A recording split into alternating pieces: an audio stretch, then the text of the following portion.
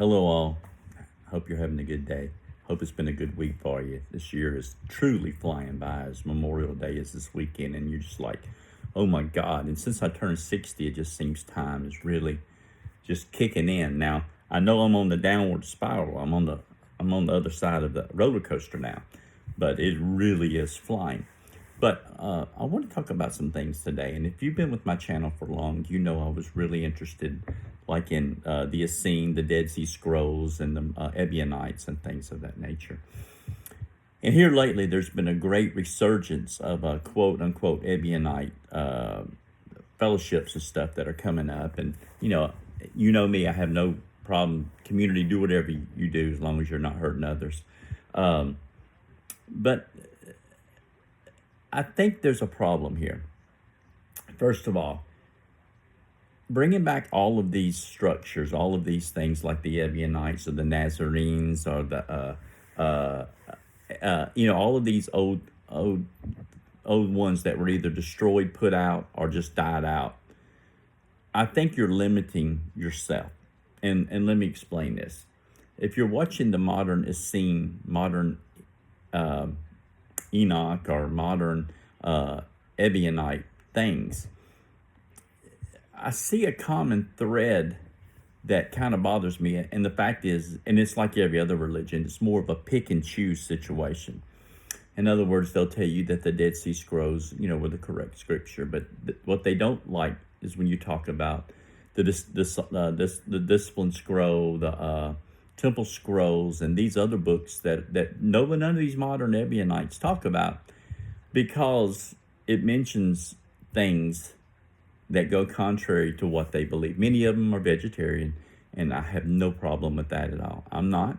If you are, more power to you. I applaud you.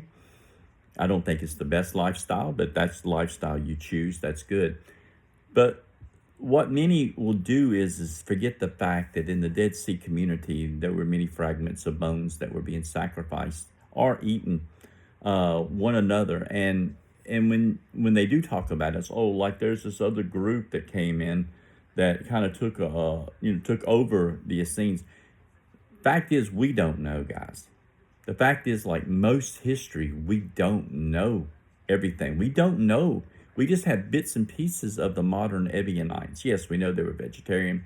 But when you get beyond that, were they vegetarian because, like some say, that James felt that because of the diaspora, the temple, being polluted and everything, that you could not find meat that was not sacrificed to idols, like it mentions in the book of Revelations?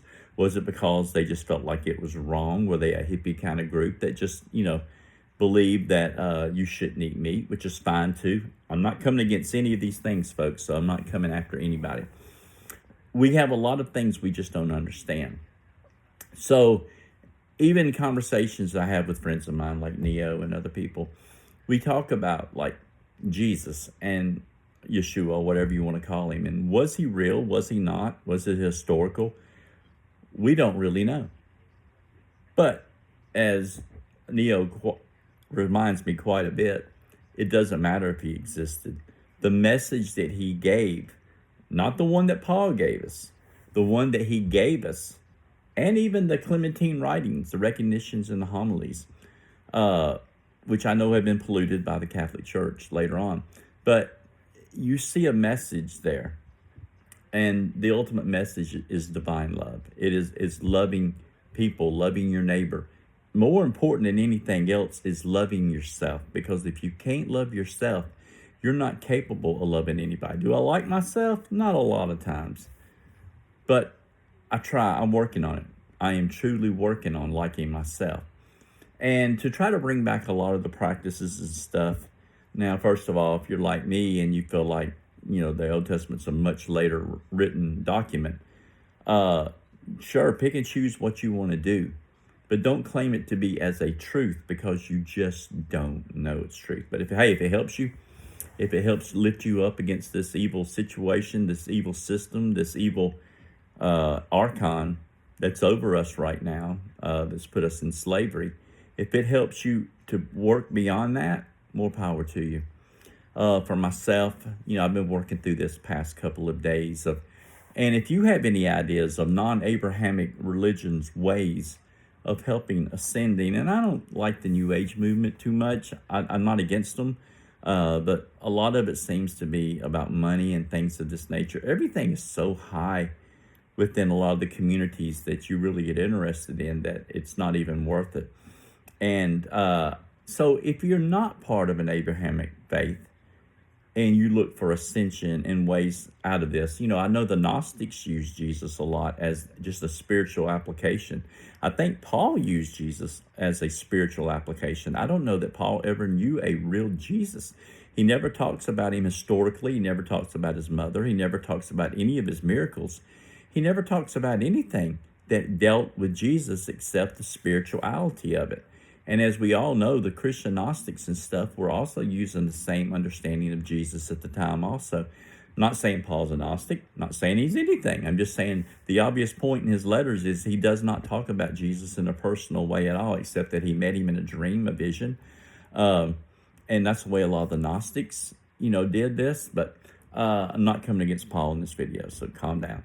I'm just saying that if any of you out there has a way of ascension, a way of I don't know. Meditation for me is such a hard thing because I had a doctor. I was taking my daughters to the doctor one time to check for ADHD. This was back in the 2000s. Excuse me, when it was all getting big, and the doctor was talking to my daughters and talking to me, and he says, "Sir, were you ever tested?" I said, "No." He said, "Sir, you would top the spectrum." I don't know what he meant by that. But anyway, so meditation for me is very hard to sit and just get in a Zen position and breathe and things of that nature. So if you have any things that you do, now I'm much into paganism also, much into Gnosticism. I like Sikhism, but I'm not that religion.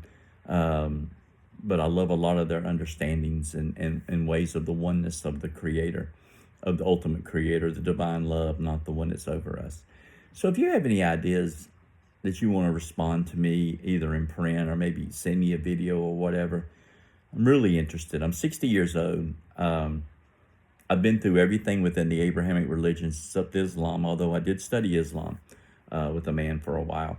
But to me, the Abrahamic religions are basically, they're a trap. If you're in it, I'm not trying to discourage you. For me, should I say, for me and my family, it's a trap. But I want to look elsewhere. I want to, there's Gnosticism out there that doesn't depend upon early Christianity and things of this nature. So just throwing it out there. But I hope you're having a good day, and I hope you have a great Memorial Day, and 4th's coming for long also.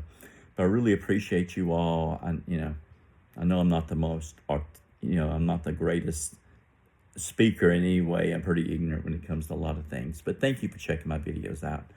And I hope you have a great day. And I encourage you all, we got to break this matrix, guys. I don't know that we ever will. But with what life we have in this thing, we're not going to get no Superman from heaven coming down to save you. It depends on us. And I think within that, it's a very limited salvation within your home. So thank you and have a great day.